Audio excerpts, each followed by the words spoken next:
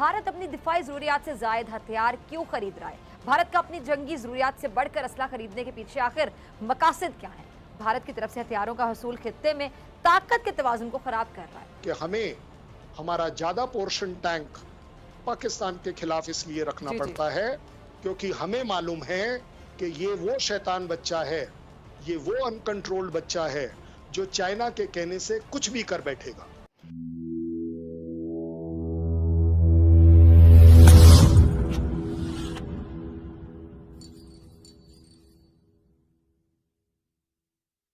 पूरे वर्ल्ड में हमारा जो काम हम करते नहीं है, आपको वैसे बता दूं, ये रिकॉर्ड पर है। United nation peace keeping force का मैक्सिमम जत्था वो इंडियन आर्मी से जाता है। अगर आप फारूक साहब को नहीं पता होगा तो ये वो जरा चेक भी कर सकते हैं। आपने एक और अच्छी बात करी कि आप देख लेंगे परफॉर्मेंस किसकी दुनिया में किसकी है peace keeping performance. If you are a disciplined soldier, keep quiet. I didn't interfere. You also better not interfere. Learn how to debate. No, you said कि आप पूछ लें। मैंने इसलिए कहा है भाई, इसलिए कहा है। Be a man to face it. आपने खुद ही तो कहा कि आप कर्नल फारूक से पूछ लें। This is not the correct. I am asking you to check it. That's all. And if you start interfering like this, then you don't deserve to be on the show. ये doctor फिजा का show है। बात करने की आपको इजाजत है तो मुझे भी इजाजत है।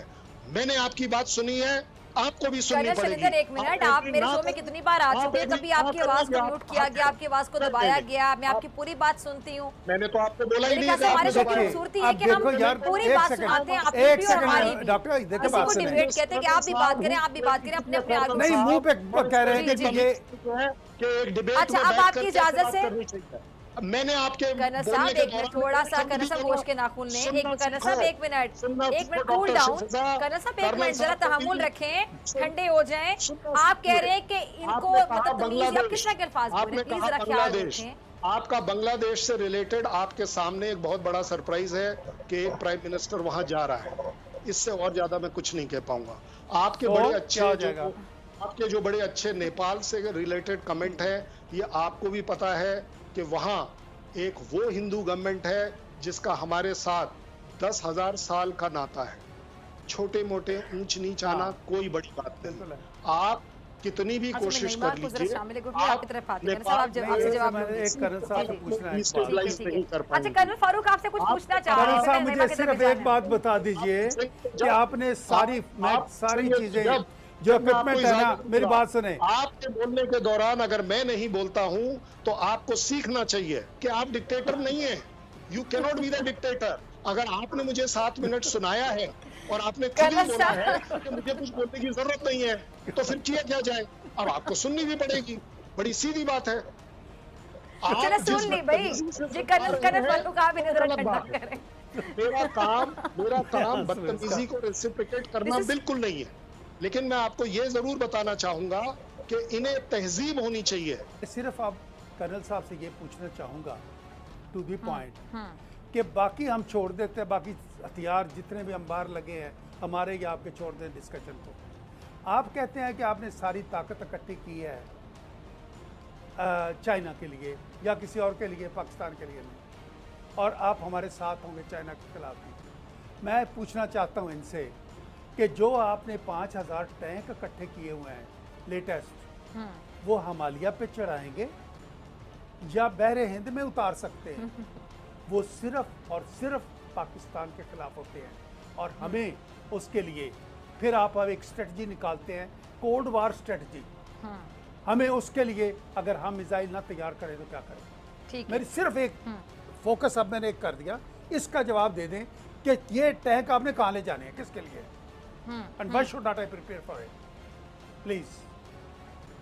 जी कर्नल साहब, मैं बोल पाऊं? Oh very good, very nice, क्योंकि अब आपका स्पेसिफिक सवाल है। आपसे ही सवाल पूछा उन्होंने आपसे सवाल पूछा। उससे पहले अगर आप इजाजत दे तो वो नईमा जी का एक छोटा सा कमेंट था कि उनको काफी बिटरनेस आपका लास्ट कमेंट है, उसके बाद मुझे क्लोजिंग की तरफ जाना है। जब आपका ही टाइम है, मुझे एग्जैक्ट 1 मिनट ही दीजिए, मुझे कुछ ज्यादा नहीं चाहिए होगा।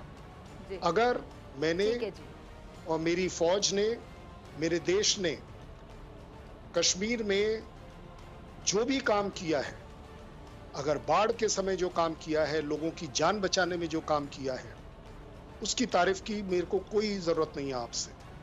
मैं आपको बोलता हूं, मेरे कश्मीर में, मेरे देश में अगर किसी लड़की का कहीं रेप होता है, शर्मनाक बात है मेरे लिए, मेरे देश तो याद ही होगा आप नहीं। ओहो, देखिए फिर वही this is what I requested. आपने जब बोला तब आपको मेरे को सुनाया, मैंने सुना, अब सुनना तो अच्छा पड़ेगा ना। नहीं, आप मैंने करती रहेंगी। आपका रटने का जो टेबल है वो तो वो 2 दूनी 4 ही रहेगा, आप उसके अलावा तो कुछ बोलेंगी नहीं, क्योंकि आपको सिर्फ बिटरनेस दिखती है। सब आपके लास्ट कमेंट में अपनी लड़ाई में बच जाएगा। 1 मिनट खत्म हो गया। सवाल का जवाब बहुत जरूरी है। ये जो कोल्ड स्टार्ट वाली जो सवाल का जवाब दे रहे हैं, लड़ाई में टाइम वेस्ट न करें, मेरे पास आखिरी मिनट है। उसी का जवाब दे रहा हूँ। ये जो टैंक से रिलेटेड आपने बात करी है, ये बिल्कुल ठीक बात करी है कि हमें हमारा ज्यादा पोर्शन टैंक पाकिस्तान के खिलाफ इसलिए रखना पड़ता है क्योंकि हमें मालूम है कि ये वो शैतान बच्चा है, ये वो अनकंट्रोल्ड बच्चा है जो चाइना के कहने से कुछ भी कर बैठेगा। इस बार जो हमारा ले में उनके साथ जो प्रॉब्लम चला, उस दौरान हमने देखा कि पाकिस्तान ने एक बहुत रिस्पॉन्सिबल स्टैंड लिया और इस पूरे कॉन्फ्लिक्ट के अंदर इंटरफेयर नहीं किया।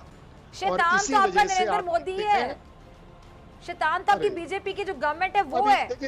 ये सवाल था, अमित शाह गांधी को मार दिया, बिल्कुल, ये सारे महात्मा गांधी को कत्ल कर दिया था। ये सवाल उन्होंने मेरे से शैतान बच्चा। लुक एट इट, आपको भी मालूम है, नहीं, आपको भी मालूम है। तमीज सीखो प्लीज। आप मेरे मुल्क को सिर्फ शैतान बोलेंगे तो आपका क्या ख्याल है कि मैं आपको शैतान बच्चा कह रहे हो? ये जो सारी रिलेटेड प्रॉब्लम्स हैं, ये इसकी शुरुआत कहाँ से होती है? नहीं, तमीज अभी सिखाते हैं। पहले आप पूरे 12 मिनट, उसके बाद अब आप इस तरह के अल्फाज बोलेंगे तो मेरे ख्याल से आपका इमेज कितना खराब होगा। लोग कहते हैं 7000 साल से जूते खाते आ रहे हैं और अब पाकिस्तान को कहते हैं जूते खाता आ रहा है। शैतान बच्चा है। तेरे को मालूम है कारगिल में जूते किसने खाए, बांग्लादेश में जूते किसने खाए, बालाकोट में जूते तमाम मेहमानों का बहुत